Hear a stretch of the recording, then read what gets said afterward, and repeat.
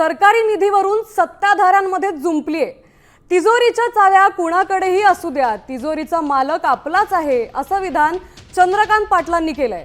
राज्याच्या तिजोरीच्या चाव्या आपल्याकडे आहेत, कुणाला निधी द्यायचा आणि कुणाला नाही हे आपल्या हाती असल्याचं वक्तव्य अजित पवार यांनी केलं होतं। त्यावरून आता चंद्रकांत पाटील यांनी टोला लगावलाय।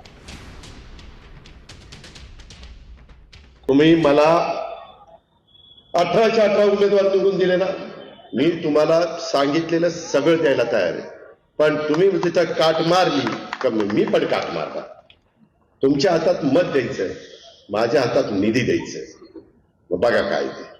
आता विरोधी पॅनल जे आहे त्यातले पण एक नेते सत्तेत आहेत आणि ते असं म्हणत असतील की तिजोरीची राज्याची किल्ली आमच्याकडे आहे राष्ट्रपती, त्याला एवढंच सांगितलं पाहिजे की तिजोरीचा मालक आमच्याकडे, आणि मालकाच्या परवानगीशिवाय तिजोरी उघडता येत नाही।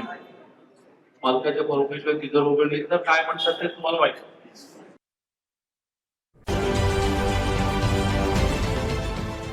देश विदेशातील प्रत्येक घडामोडींचे लाईव्ह अपडेट मिळवण्यासाठी आता साम टीव्हीच्या सर्व सोशल मीडिया प्लॅटफॉर्मला लाईक, फॉलो आणि सबस्क्राईब करा। तसंच सर्व नोटिफिकेशनसाठी बेल आयकॉन प्रेस करायला विसरू नका।